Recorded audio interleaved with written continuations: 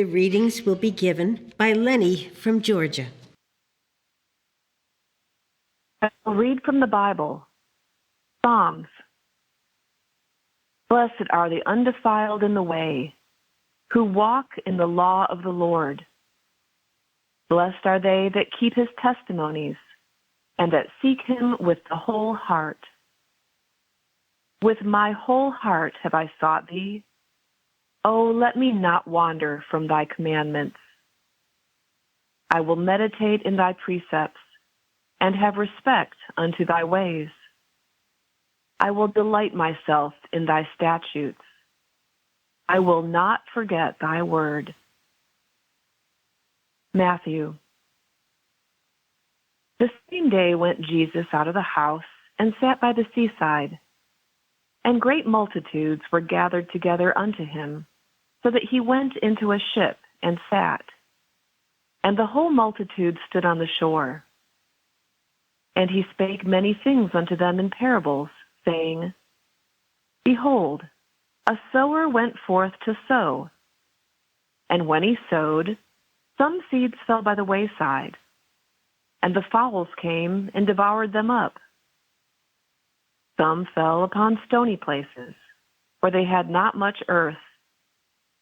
Forthwith they sprung up, because they had no deepness of earth. And when the sun was up, they were scorched, and because they had no root, they withered away. And some fell among thorns, and the thorns sprung up and choked them. But others fell into good ground and brought forth fruit, some 100-fold, some 60-fold, some 30-fold. Who hath ears to hear, let him hear.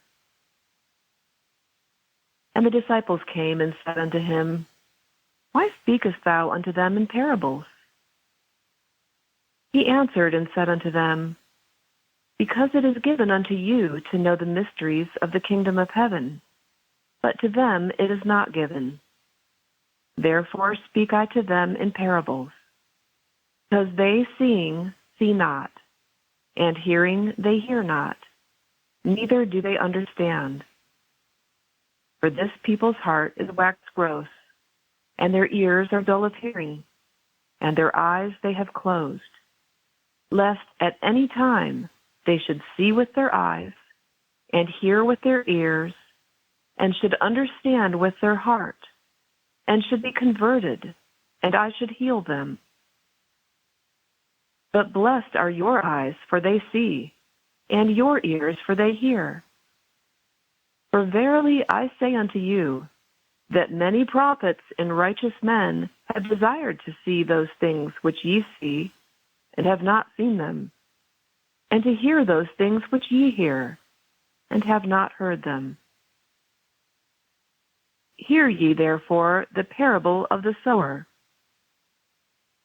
When anyone heareth the word of the kingdom, and understandeth it not, then cometh the wicked one, and catcheth away that which was sown in his heart.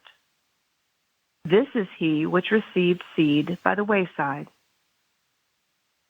But he that received the seed into stony places, the same is he that heareth the word, and anon with joy receiveth it.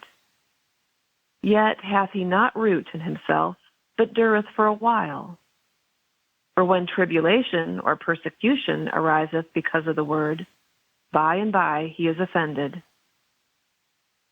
He also that receives seed among the thorns is he that heareth the word, and the care of this world and the deceitfulness of riches choke the word, and he becometh unfruitful.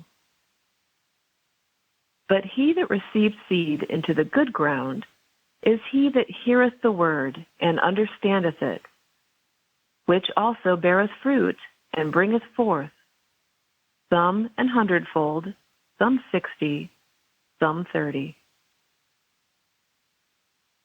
Job. Acquaint now thyself with him, and be at peace. Thereby good shall come unto thee. Receive, I pray thee, the law from his mouth, and lay up his words in thine heart. If thou return to the Almighty, thou shalt be built up. Thou shalt put away iniquity far from thy tabernacles. John. Peace I leave with you.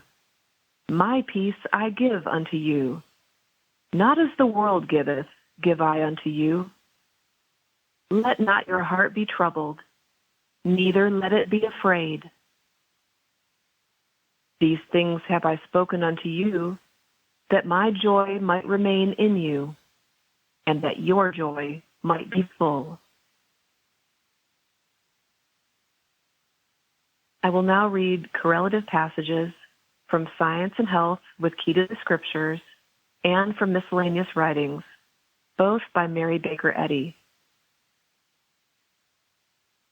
Acquaintance with the original texts and willingness to give up human beliefs, established by hierarchies and instigated sometimes by the worst passions of men, open the way for Christian Science to be understood and make the Bible the chart of life, where the buoys and healing currents of truth are pointed out. Those who are willing to leave their nets or to cast them on the right side for truth have the opportunity now, as aforetime, to learn and to practice Christian healing. The Scriptures contain it. The spiritual import of the word imparts this power. But, as Paul says, how shall they hear without a preacher? And how shall they preach except they be sent? If sent, how shall they preach, convert, and heal multitudes except the people hear? The spiritual sense of truth must be gained before truth can be understood. This sense is assimilated only as we are honest, unselfish, loving, and meek. In the soil of an honest and good heart, the seed must be sown.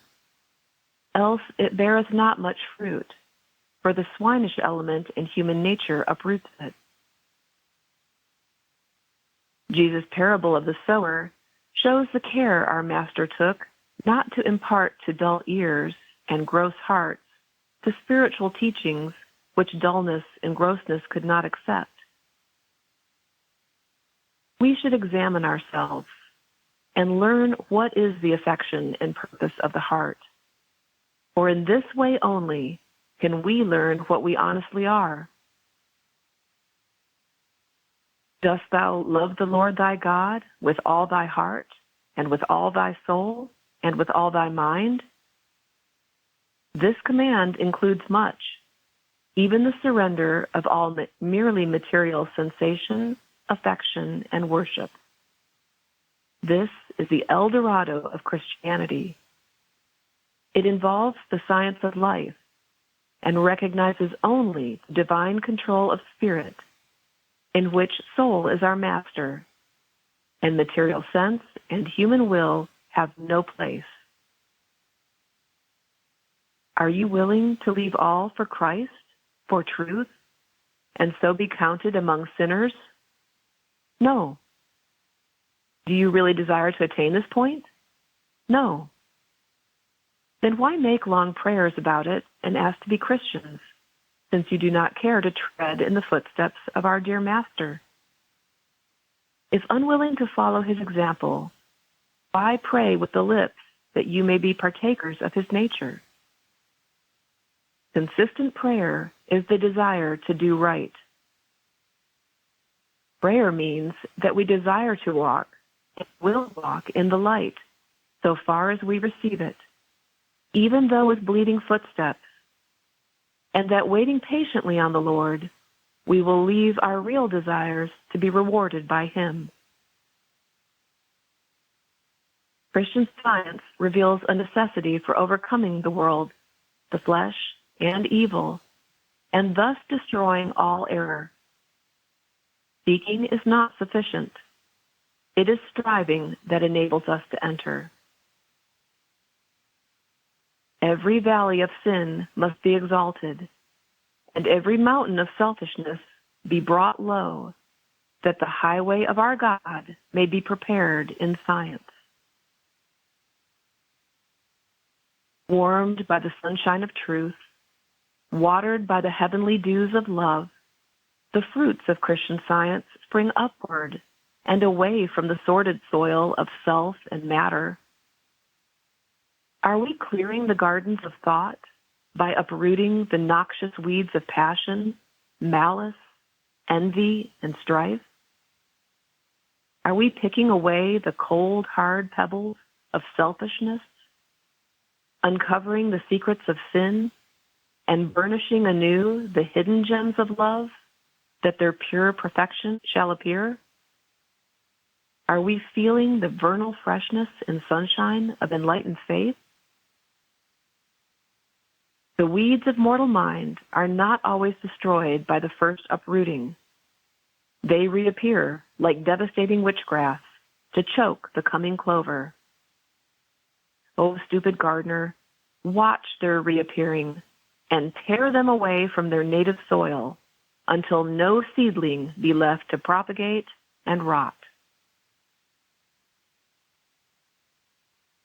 Unless the harmony and immortality of man are becoming more apparent, we are not gaining the true idea of God, and the body will reflect what governs it, whether it be truth or error, understanding or belief, spirit or matter. Therefore, acquaint now thyself with him, and be at peace. Be watchful, sober, and vigilant. The way is straight and narrow, which leads to the understanding that God is the only life. It is a warfare with the flesh, in which we must conquer sin, sickness, and death, either here or hereafter, certainly before we can reach the goal of spirit or life in God. Spirit imparts the understanding which uplifts consciousness and leads into all truth. Spiritual sense is the discernment of spiritual good. Understanding is the line of demarcation between the real and the unreal. Spiritual understanding unfolds mind, life, truth, and love, and demonstrates the divine sense, giving the spiritual proof of the universe in Christian Science. The advent of Jesus of Nazareth marked the first century of the Christian era, but the Christ is without beginning of years or end of days.